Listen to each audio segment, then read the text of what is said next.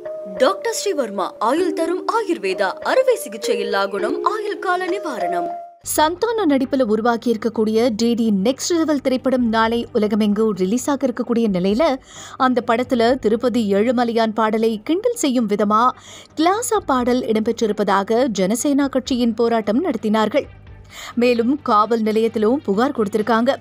திருப்பதி ஏழுமலையான் தொடர்பான பாடலை தவறாக சித்தரித்து உருவாக்கவில்லை என்றும் தானும் திருப்பதிக்கு அடிக்கடி செல்லும் பக்தன்தான் எனவும் சந்தானம் பேசியிருக்கிறார்.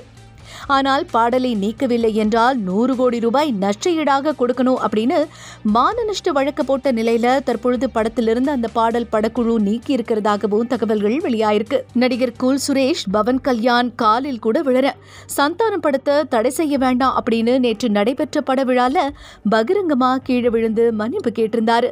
இந்த நிலையில தயாரிப்பாளரான ஆர்யா உள்ளிட்ட படக்குழுவை நீக்கி இருக்கிறது குறிப்பிடத்தக்க ஒண்ணா இருக்கு. கோவிந்தா கோவிந்தா என்கின்ற வரிகள் இடம்பெற்ற கிசா பாடல் ஏழுமலையான் பக்தர்களின் மனதை புண்படுத்துவதாக ஜனசேனா கட்சியினர் எதிர்ப்பு தெரிவித்த நிலையில தற்பொழுது அந்த பாடல் படத்திலிருந்து நீக்கி மீண்டும் மறுதணிக்கையே படக்குழு பெற்றிருக்கு.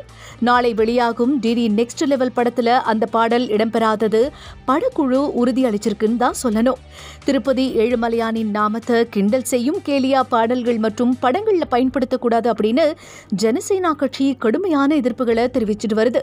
அந்த பாடலை படத்திலிருந்து நீக்காவிட்டால் தமிழ்நாட்டை சேர்ந்த எம்எல்ஏ எம்பிக்களை கூட திருப்பதிக்கு சாமி தரிசனம் செய்ய அனுமதிக்க மாட்டோம் அப்படின்னும் 100 கோடி ரூபாய் நஷ்டஈடு வழங்கணும் அப்படின்னும் பிரச்சனை வெடித்த நிலையில படக்குழு அந்த பாடலை நீக்கி இருக்கு. இனிமேல புதிய படங்களை இயக்கும் இயக்குநர்கள் எல்லாம் மத ரீதியான சர்ச்சையை கிளப்பும் படங்களையும் வசனங்களையும் பாடல்களையும் பயன்படுத்தினா இது போன்ற பிரச்சனைகள் உருவாக்கும் அப்படின்னு தெரியுது. ஆனா மத ரீதியிலான விஷயங்களை ட்ரோல் செய்வதை படக்குழுவினர் முற்றிலுமாக தவிர்த்து விடுவது நல்லது அப்படின்னு ரசிகர்கள் கருத்து தெரிவிச்சுட்டு வராங்க. இன்னொரு பக்கம் படைப்பு சுதந்திரம் அப்படிங்கிற ஒன்றே இல்லாமல் போய்விட்டதாகவும் கூறி வராங்க. நடிகர் சந்தானத்துக்கு இந்த படம் வெற்றியை கொடுக்குமா அல்லது கைவிடுமா அப்படிங்கிறது நாளைக்கு தெரிஞ்சிடும். டாக்டர் ஸ்ரீவர்மா ஆயுள் தரும் ஆயுர்வேதா அறுவை சிகிச்சை இல்லா குணம் ஆயுள் கால நிவாரணம். Branch express courier private limited domestic international cargo உங்கள் இல்லம் தேடி வந்து கொரியர் புக்கிங் டெலிவரி செய்து தரப்படும்.